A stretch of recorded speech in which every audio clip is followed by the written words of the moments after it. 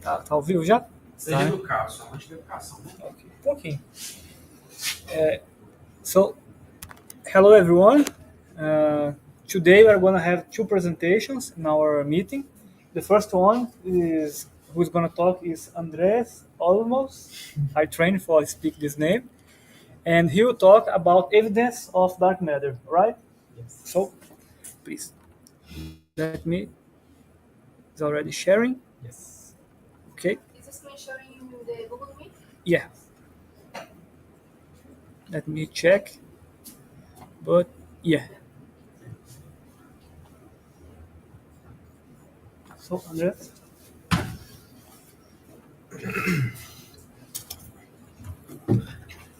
Hello, everybody. Hello, everybody. This is my first presentation. As Mateo says, I am Andres Olmos. I am new in the group, and I will speak about some evidence of dark matter. Some evidence that we know from today, from observation that we made earlier and today, as far we know. So the presentation is divided in 5 parts. First, I'm going to speak about dark matter in the universe. Second, I will speak some early evidence like the rotation curves, especially the rotation curves and some and the wikis, the discovery that was made by these wikis. And then I want to speak about the cluster of galaxies, which gives information about dark matter particle physics. Later on, I'm going to speak about the most clever information of dark matter is the cosmic microwave background. And at the end, I'm going to speak about the large structure formation and how is dark matter involved in dark structure formation.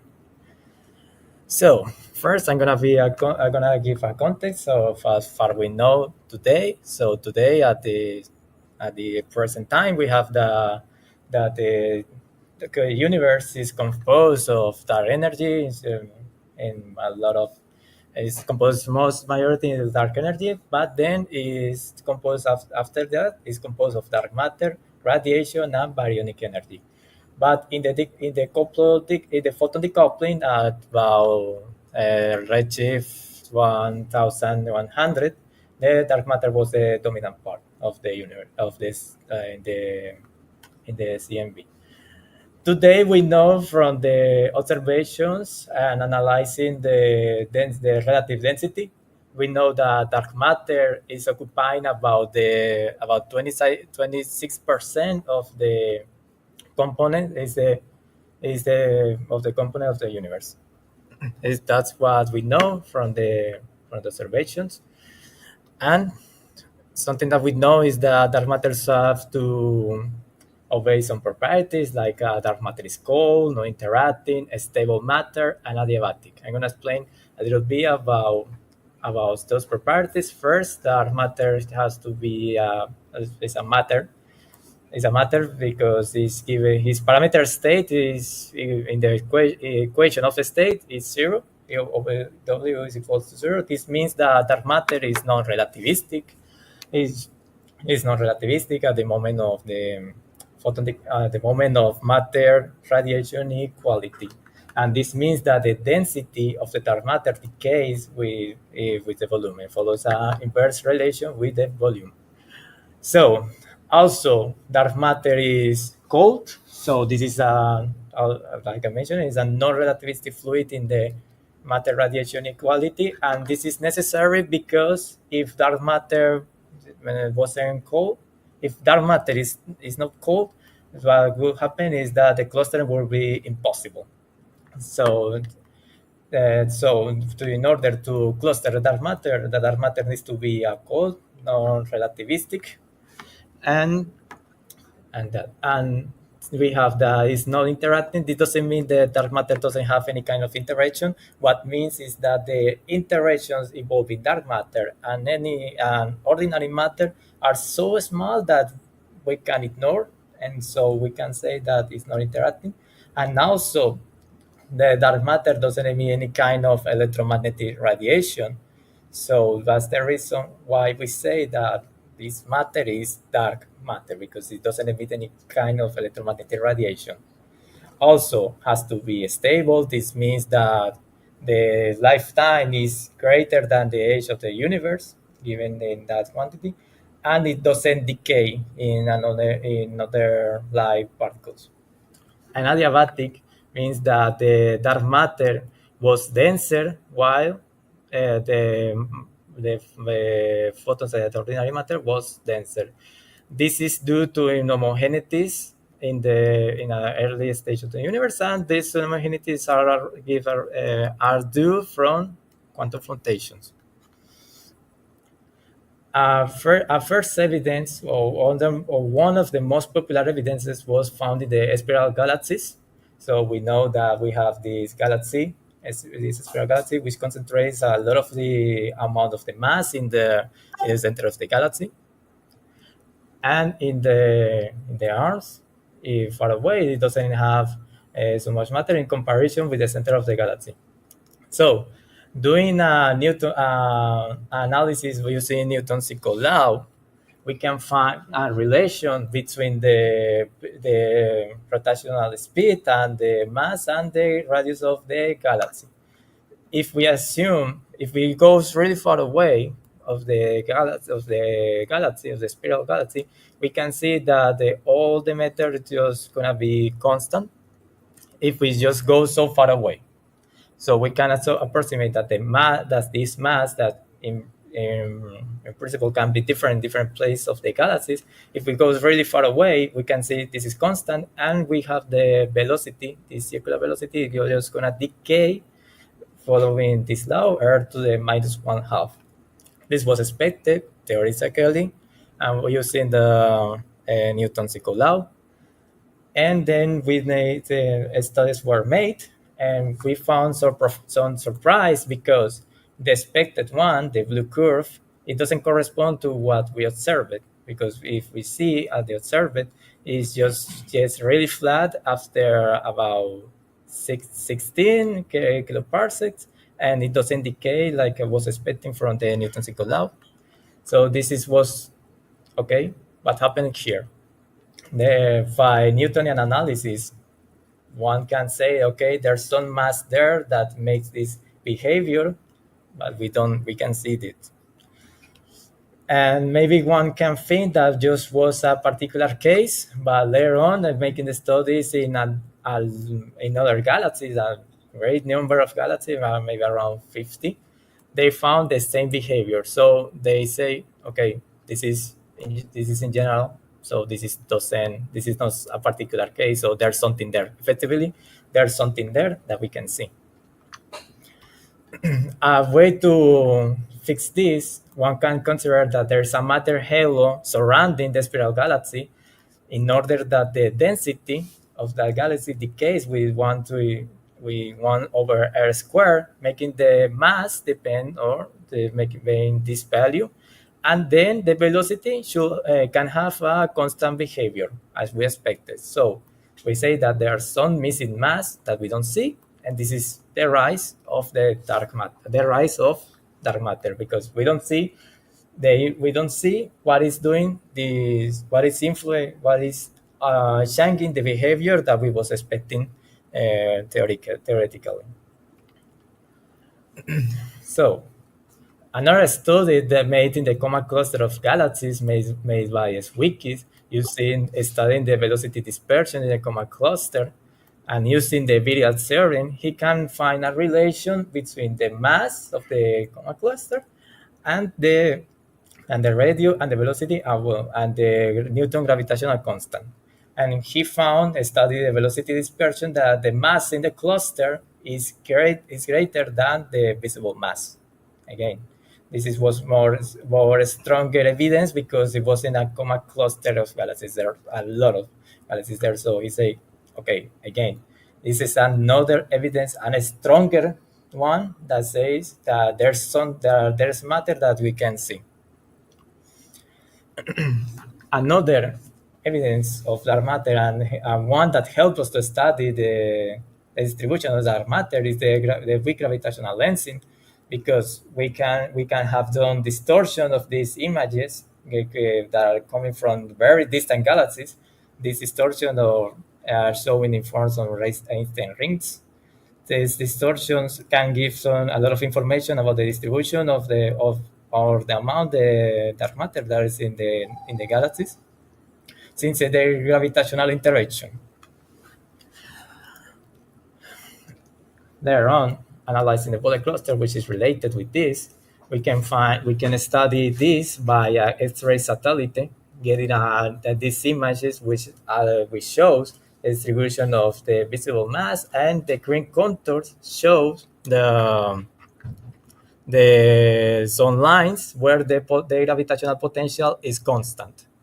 And we can see that these contours are really well displaced from the places where the mass is more abundant, that the ordinary mass is more abundant. So we have a problem. So here we can see what is making these contours be separated in this way. And this is clear evidence, so that from the X-ray satellite, that okay, there should be dark matter there. We can see, but it should be there. And this gives some properties about the dark matter. First, this about sensitivity. This say from this we can find dark matter as 7 sigmas, a really good sensitivity, and we can get information on the particle physics properties of DM, like the lifetime, decay, the cross section, and especially that this weak interacting. This is due the ratio of the cross section of the dark matter and the mass of the dark matter, and is weak interacting because it's given by this value. In comparison with the value of the QCD, which is around 50 millibars, here we have 1.8 millibars, which in comparison is really small, and it says that it has to be weak interacting and it has to be heavier than the proton. Heavier than the proton and no interacting, it doesn't interact like the proton does. So that's why we say that that this dark matter needs to be weak interacting, and by observation means in the Bole cluster. Another evidence and thing that this is the is maybe one of the most popular is the CMB. We all know the images of the anisotropies of the CMB. We have a lot of photons here and here, but we have some places here. There's places in blue. Those anisotropies, I marked some of them. Those are anisotropies, and this is the map of temperatures of the CMB. The important fact is when we do a Fourier transformation and we get the power spectrum of the CMB, those peaks are due to acoustic oscillations, and then we have these two peaks. The position of the peaks depends on the amount of dark matter that there's in the universe, and the relative height of the peaks, it depends on the amount of dark matter in comparison to ordinary matter. So the third and fourth peak are the most important one, and I'm gonna do an analysis about that. Something I had to say is that this is in function of the angular momentum, and this is decreasing when the angular momentum is increasing. So this is this is something called the silky damping, and is due by photon diffusion that are considered in our study of the power spectrum of the CMB. In order to study this, we're going to define a function which depends on the position of the homogeneity in the CMB, the time, the direction of the photon, and obviously the temperature. And this function follows a Boltzmann evolution equation. And a way to study this function is expanding in multiple terms given by this integral in terms of legend polynomials and an angular variable. I will do the analysis in the photon decoupling and the recombination when the lambda the redshift was equal 1,100.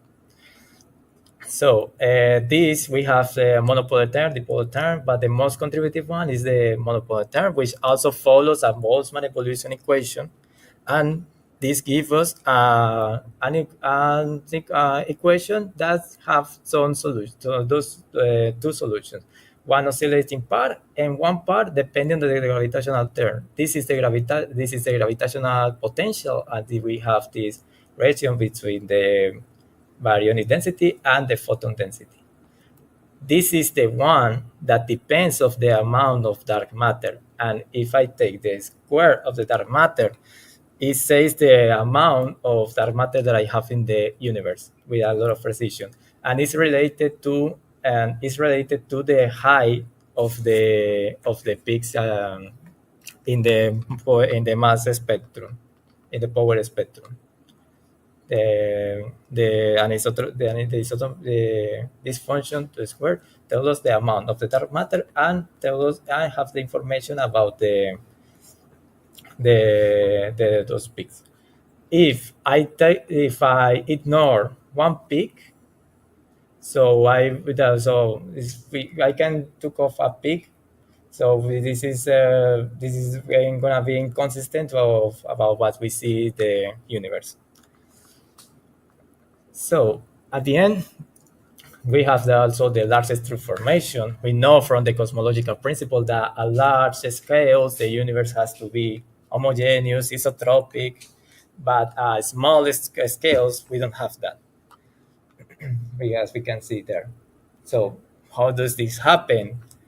We can see here that the distribution of the of bodies that are in the universe are not the same in all the space. We have some places that there's nothing. This is due to dark matter, and because the dark matter generates some potential walls where accumulates ordinary matter that we can see, but left the another place empty. And another thing that I have to say is that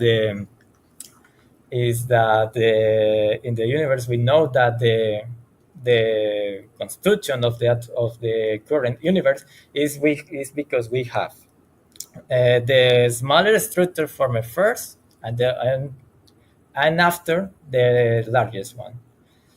So there's influence of dark matter in the smaller scales, and then there was the influence of dark matter in small scales due to the potential walls. A way to see the inhomogeneities, we have a matter spectrum where we can here measure the current power spectrum of the CMB, two, 2D, 2DF galaxies, cluster abundance with lensing, and Lyman alpha forest. And we can see that in this part about a small wavelength, we find that we only measure the Lyman alpha forest, but we don't we can see the other power spectrum. So this is a signal with this spectrum with a Fourier, we are making a Fourier transformation of this map. We can see more clear the homogeneities because we only see this Lyman alpha forest, but we can see the other ones when we are at small scales or a larger wave number. In order to get information about the dark matter, taking account the formation of the small structure until create the larger structures, we need some numerical results studying the gravitational motion of bodies, and this is a cosmic wave that can be constructed via numerical simulations, and we can see here this is very homogeneous. But if we zoom in, we can see that there's not homogeneity. So this is a more general one because sometimes making the study of the universe very general is really difficult. So we need to do numerical calculation in order to get more information of the structure of the universe. Also, from this we can get a lot of statistics about the dark matter and the composition of the universe. And all this is the influence of dark matter. So dark matter is the scaffolding informing the universe. Thank you.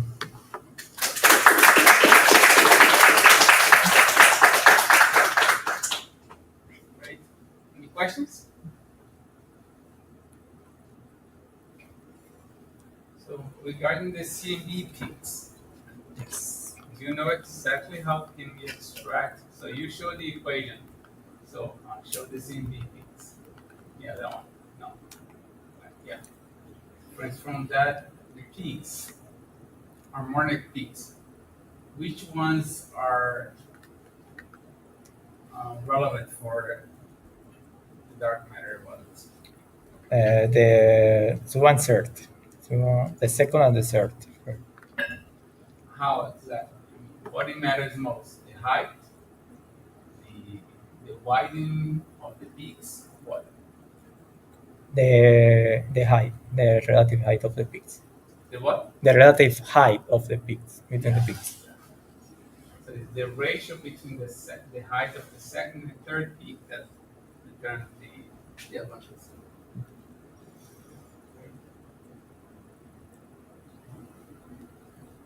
And you know how these multiple L is related to the angular angle of observation?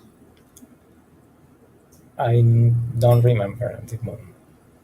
This L is just a multiple quantity, so it's relatable to any observable we know. With any observable? Is it related to any observable we know? Because it's just math, right? So Yes. Just also related. in the y-axis, the The- temperature, right? The yes, ratio temperature. squared. Right? Yes. Temperature is something measurable, Yes. but the x-axis. Ah. So what exactly? How is it related? How we know L?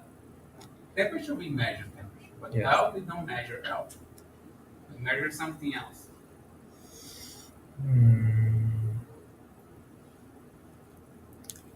No, at the moment I don't remember. Just to know where to push. Yes. So you studied. Further questions? What is that? What is he showed one back before, one slide before. One more. Is that After? first?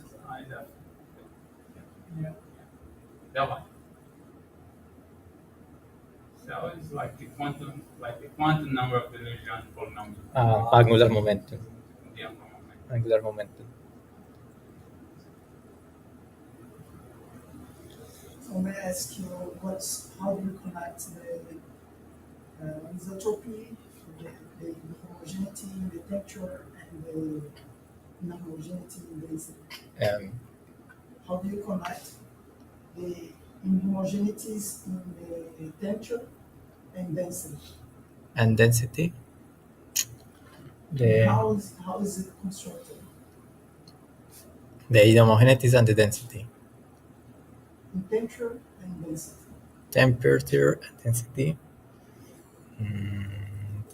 For example, So why? He's asking why the difference in temperature is somehow connected to the difference in densities. Difference in density, how the temperature. For example, you showed the CMB picture, Yes. and also you showed the DDS picture. Right? What's the name of the server? I forgot. The what?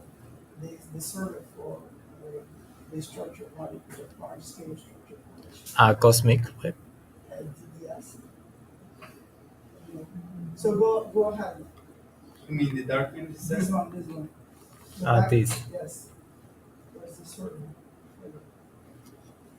Anyhow, there is a way to connect what's going on in large scale in terms of the density, the distribution of density, and the Temperature of the the fall. temperature of the photos of the CMB, the distribution of the photons in the CMB. So how do you connect it? That's density and So even if you don't know the math, can you understand the logic behind why Yeah, temperature of photons matter for the density of matter.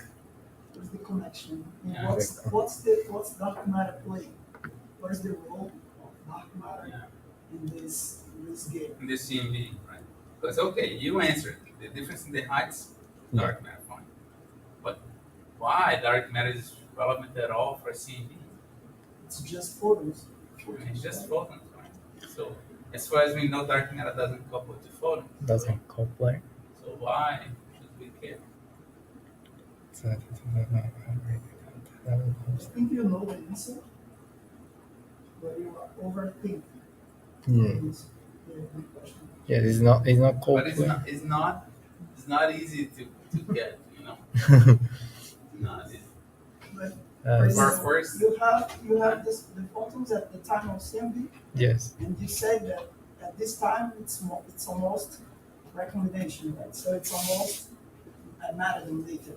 So it's everything about matter. Right? Yes. So it's everything about dark matter. Dark. By the way. So dark matter will make a lot of gravitational potentials. Yes. Right? So how does it connected to the CMB photon potential? CMB photons and critical. The CMB photons. That would even better. The blue and the blue points and the red points. How is connected to So some red? photons, they will be going in, Yes, and another. and some of them will be going out. How is So connected? when you consider the equation to describe what is going on in the CMB, you have to know how to write your gravitational potential, right? Or the distribution of that. That's it. it's okay. So something that you have to dig in a little bit. Yes. Okay. Any further questions? I have just one comment. It's more a comment that some people make when you present anything about regarding dark matter. So a lot of researchers will ask you, why do we need dark matter at all? We cannot. I mean, this is not just some problem with general relativity. Why you need to use dark matter to explain all these problems? If you, it's not better to change the general relativity in order to explain the observables instead of invoke this some kind of phantasmagoric matter. Yeah. Do you know? And I Because don't. you're gonna face these questions. Yes. in many Yes. Yes, I will. Maybe when you're going to present your presentation in kind of departments that don't do our research, when you're going to kind of a department that is strong in quantum physics or experimental physics, you're going to face these questions in a really kind of attacking way. You know? Yes. For people who work in modified gravity, in many other contexts, they will ask you this, for sure. Okay. People who are not from our field, they will ask you always. So I think that the first time I gave a talk at this institute, I was not even researching here. That was the very first question someone asked. It was also the first question that they did for Mateus Viçosa. And even after anytime that I'm going to talk about that with my friends, physics friends, they're going to ask me this question. That was the first question that people asked me in the workshop. So there was a guy, he was my friend, but he was working on some things like quantum field, etc., and gravity things. And all the time people were like asking, and he was pushing the idea that dark matter is not something that we need. So I said, okay, so next week I will give a talk. We have some kind called Café Pinga, which was a seminar of the institute, the Postgraduate Institute. I will give a talk about it. And that was the first time I used that talk from Sean Carroll, speaking about what's the difference because Sean Carroll. Yes. Sean Carroll. Because people always make they confuse the historical evolution of the ether and the dark matter stuff. So it's a epistemologic way to answer this question, let's say, but also you have the science behind it. So that's Yes. basically you have the evidence from astrophysics, but then somebody will ask, somebody will not just ask you, but they will say like, how can I connect? How can I connect somebody? Particles interactions with astrophysics and cosmology. A lot of questions like this. So I probably, hopefully you noticed because I was joking when I texted a message on the group because there's obviously a sarcasm. So be sarcastic about having these European the European community would adopt of particle theory, where most of them work on dark matter. And oftentimes, many times, and I think this is really important for you to know, especially if you work either on dark matter or applied physics or flavor physics, whatever. You're gonna come across many times with these questions. Why particle physics is important for me? I'm working in a pharmacy. Why should I care? And you should know these answers. It's not about particle physics or nuclear physics or whatever. You have to translate move that question to basic science. So you don't answer directly, and you can also obviously quote some of the technologies that have been developed at CERN, which are in the context of particle physics, to show that person that yes, particle physics is connected to technology. So it's a fact. So, and I came across this question this Monday because we hired recently. So Wesley was there. So one of the persons in the audience was asking, so why physics is relevant for the society? So that was the first question she asked, and then I had to address this question. And if I can't convince the person who is working with me, I'm going to convince people who are working outside. Who are not working, I mean, they're having a different life, they don't care about what we do. So we need to convince them, investing money in basic science development. And history teaches that. So you have to know by heart.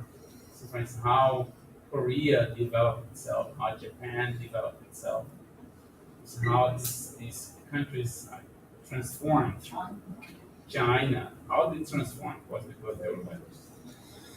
But that decision occurred when they decided they had to invest in basic science, and then 30 years from that point, 40 years, I don't know what will come out of that, but something will come out, whatever that is. And it pays itself. Because the money they invested is a little amount of money compared to what they gain. So you have to know. Okay. All right. So is there anyone else? So let's thank Andres again. Pode continuar, computador, para mim, vou apresentar só o artigo. Eu deixei meu foco em algum lugar, não no foco aqui. Let me explain this to Victor and José. This is a topic, okay? So it has nothing So to do- I will just end up the live. O pessoal do CNPq disseram que é o seguinte, o fato de estar So, realmente thank you, suspenso é everyone, normal. And see you next time. Formamos se as bolsas não forem Follow, suspensas, thumbs up. como as bolsas foram normalmente. Assim que as bolsas